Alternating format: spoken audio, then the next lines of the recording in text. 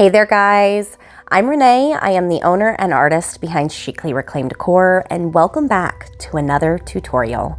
Today I'm going to be sharing with you how I created this hand-painted patina finish using texture and a variety of metallic paints.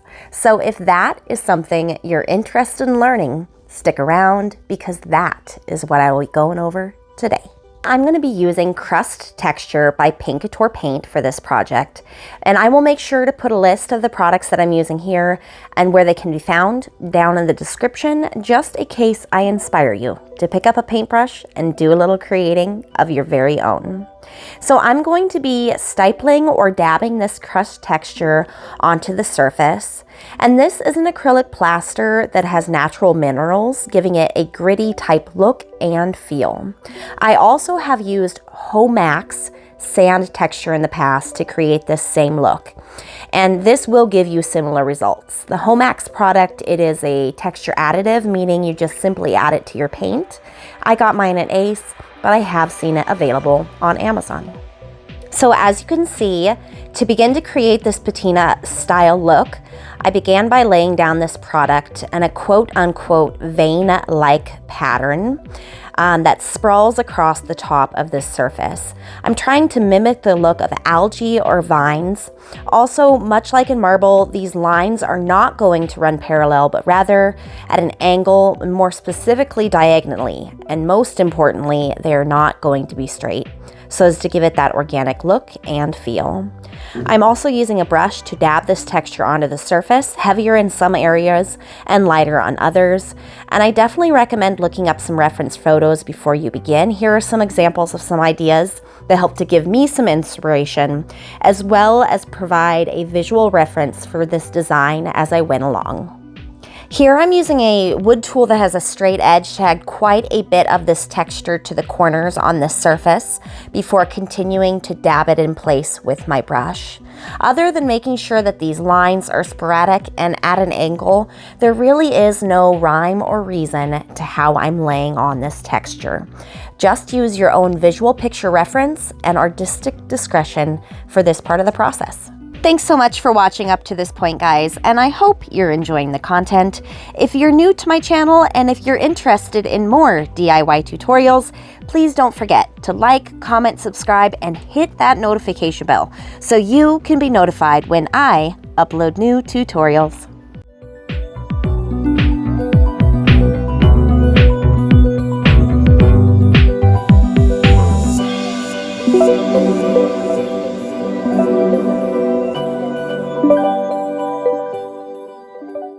And these are the results after I was all done with that process. And up next, after letting that dry for 24 hours, I came back through with a 220 grit sandpaper and I sanded back the texture. Remember, during this step, you can take off or leave on as much of this product as you would like. You might leave it on thicker for tactile reasons because you might like this texture to be more pronounced. But also keep in mind during this step that the key to this painting technique is the art of dry brushing. So the less you sand back this texture, the easier it will be to execute this painting technique. Once that step was done, I came back through with Paint's Embossing Medium. Again, this is another acrylic plaster used to create texture, but this has a smooth, creamy consistency to it. And I'm going to use this to create another texture element on the top of this piece.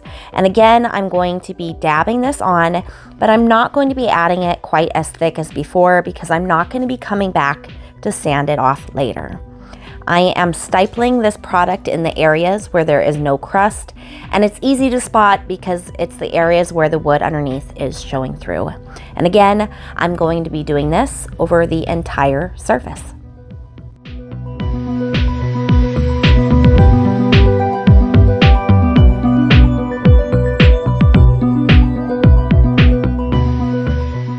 Once that had time to dry, I started by doing a two-tone blend of this green chalk style paint by Decor.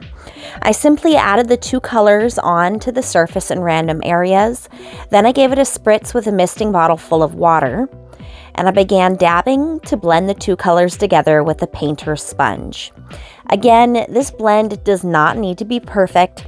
I just want to have that duo tone on this first layer of paint. And I did 2 coats of this paint blending before moving on to the next step.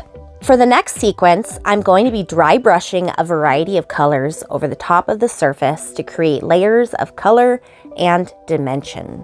Dry brushing is a technique where you have very little paint on your brush, and then you lightly brush over top of your surface, and it will accent and catch on all of the raised elements in the design. So here I am using Italian Ivory by Paint Couture to begin this step. I am going to dip my paintbrush in the paint, and then I'm going to offload the majority onto a towel or a paper towel before brushing over top of my design. Next up, I'm going to start layering some metallic elements by following that same process to dry brush this beautiful light blue Luxe Metallic paint by Paint Couture over the top as before.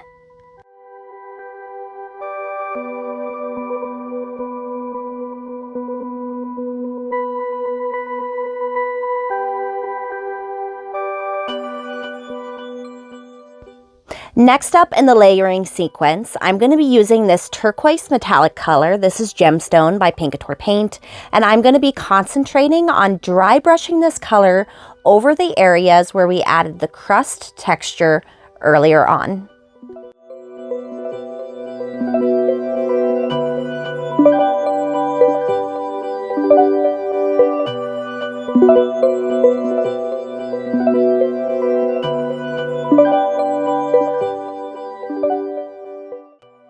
Then I came through and used Copperhead, it's this beautiful metallic glaze, and hand painted some additional lines onto this design. These are going to be veins like before, and I'm going to be adding them at an angle, and I'm going to be using a dabbing motion to blend them in. I prefer to use a glaze for this step just because I find it easier to work with, but you definitely could use a metallic paint as well. And for the last and final step, I'm going to be using this heavily pigmented bronze paint. If you've seen any of my other videos, you know that this is my favorite mix that I make using bronze metallic mica powder and a top coat.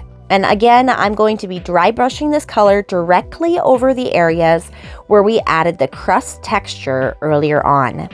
This is what's going to create those boldly saturated veins of texture that run throughout this signature patina design.